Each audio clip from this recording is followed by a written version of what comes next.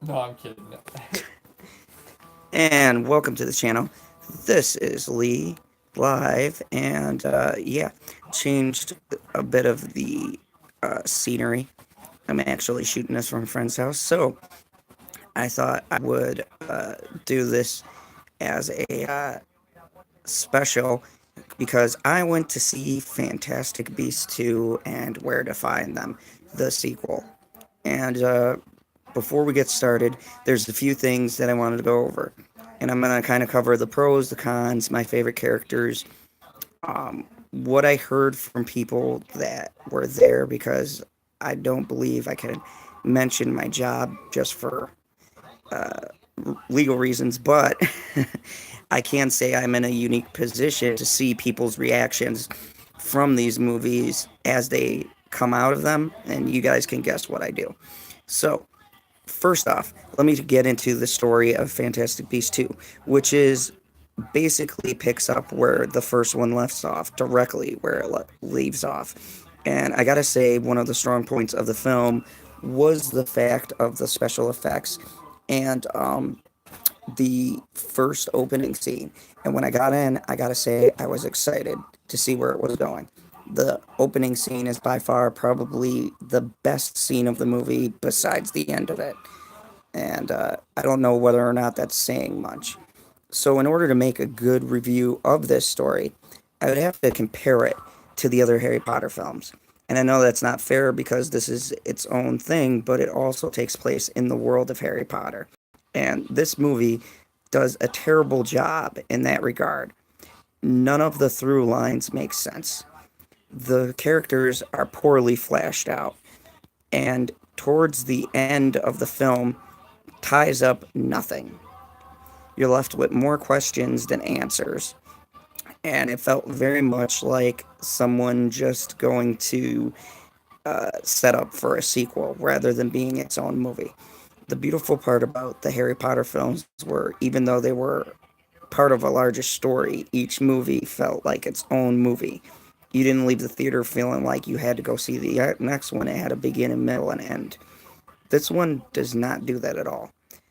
Um, the characters in this that were established in the first film, their stories and the things that they go through feels out of character from what they established in the first movie. The writing feels lazy and sloppy at times, and the explanations they give for characters is just ridiculous. And this first review is not going to do any spoilers, but I will do a spoiler review. But I will say that certain characters, if you've gone and seen the movie or if you're thinking about seeing it, um, if you established what they were like in the first movie and you grew to love them, throw that all out because this movie completely destroys that. The main character, Newt, who is essential to this whole storyline, pretty much does nothing for 2 hours but run around London, which is ridiculous. It's like Lord of the Rings without the excitement. Um, a lot of people have made comments with Lord of the Rings about all the walking they do, but at least there was exposition and characters talking, and you got a sense of who they are when there was no action. This film, there's nothing. They literally run around for 2 hours searching for someone, and it's pointless. Now, it's called Fantastic Beasts, and the irony of this is that there is like one beast that, don't get me wrong, has a pivotal role to play at the end of the film, but that's pretty much it. So it's Fantastic Beasts 2 with no Fantastic Beasts. The script is a complete mess. Each character we're supposed to care about turns out to be a total jerk towards the end of the film. I'm not going to say who, but when you see the movie, one character in particular who I actually felt bad for when I found out her backstory, I wound up really hating her towards the end of the film, which is sad because the actress did a wonderful job and was probably one of the few characters they actually followed. Um, so I know I'm doing a lot of negative here, so let me throw in a few positives. One was Johnny Depp. I've had some debates about this, but I will debate anyone. It's very easy to get lost in doing a villain that you've already done before, and we've seen Lord Voldemort. And I feel like it would be a waste of time to do another Lord Voldemort. What makes Johnny Depp's character so interesting is the fact that Lord Voldemort was a character that was menacing and basically just killed people to get them to do what he wanted to do. He even mind controlled people against their will, but it was like a violation. Johnny Depp's character is interesting because he's a smooth talker, essentially. He's one of the most powerful villains in the show or the movie, but yet uh, you don't really see his power a lot. You see more of him being conniving and manipulative, and you don't really know if what he's saying is the truth and part of the story or if he's just conning another person. And I really like that, and I think that only Johnny Depp could pull that off and make you really like his character. Even when he did some pretty heinous things, it could be argued that his henchmen did more of it than he did. And that was the other problem with the film, too. Johnny Depp and Jude Law were probably the two best characters who only had two scenes in the film, which is just ridiculous considering the whole first movie was about what would happen if Grindelwald escapes, and then most of the second movie is just him going, "Oh, I'm gonna do this evil plot," and it doesn't amount to anything until the end of the movie. So, for good points, I'd have to say it would be him and the person who plays Nagini. Anyone who's a Harry Potter fan knows that Nagini is the famous snake that is with Lord Voldemort. But how they explain what happens or how the snake became the snake is very interesting. Um, Other than that, sadly, there wasn't really too many other good points to the film. Uh, if I'm going into the negatives now, pretty much just about everything.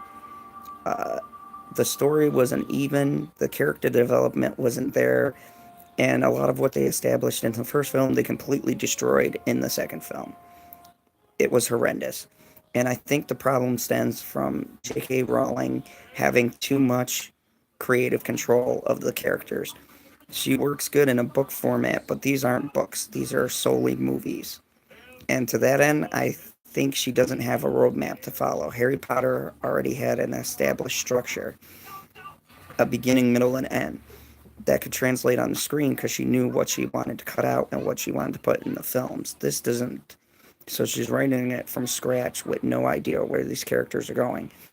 And I think that's a good and a bad thing because when an idea comes, I felt like she just threw it in there with no consideration to the overall story. And trying to connect the two is even harder because with certain things she said about Dumbledore destroys what we established already firmly in 8 books of Harry Potter. So I'm really hoping that the third movie fixes a lot of these problems, but I have a funny feeling that it won't, and that's sad. A lot of the stuff they threw in there too was unnecessary, and considering this is marketed towards children, it was very dark. And quite honestly, some of the subject matter was not very kid appropriate. Um, I had people who came in, even being Potter fans, say, "Wow, I did not understand any of the movie when I left," and that is bad. Um, a lot of things that resolved were just uh, lazy writing, and it's sad because it's from an author who doesn't normally do lazy writing. So, in conclusion, did I like the film?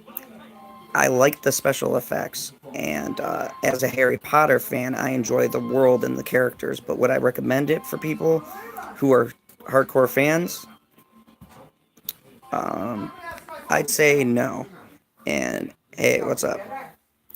Thank you for being on my channel. But anyways, as I was saying, would I recommend this movie for anyone else to watch and enjoy in the world of Harry Potter? Probably not. You're probably going to get upset as I did and truly just hate everything that this movie has done with the characters. if you're going in as someone who doesn't know the mythology of Harry Potter, you're going to be confused because it gives just enough for a fan, but not enough to explain what's already been established. My overall review of this film is that I feel like maybe the third movie has to come out and you have to see it as a whole to see where exactly the plot was going. And I really pray the third movie fixes a lot of problems with this film because it was god awful. And it's sad because the opening and the ending were so strong, but the middle was complete garbage. And that's just my honest opinion. If you agree with me, let me know in the comments below. If you have your own issues or you have any questions, I'm going to be doing a live stream where I will talk about the contrast between the original series and the new series. And I'm looking to have a lively discussion about that and we'll see what people think as far as continuity. But as far as this as its own, I think this is a terrible addition to the franchise. And I really hope that they fix the problems. So, as always, this is your friendly neighborhood spider. Sorry, I stole that. No, but this is your friendly neighborhood reviewer. And I will be back again.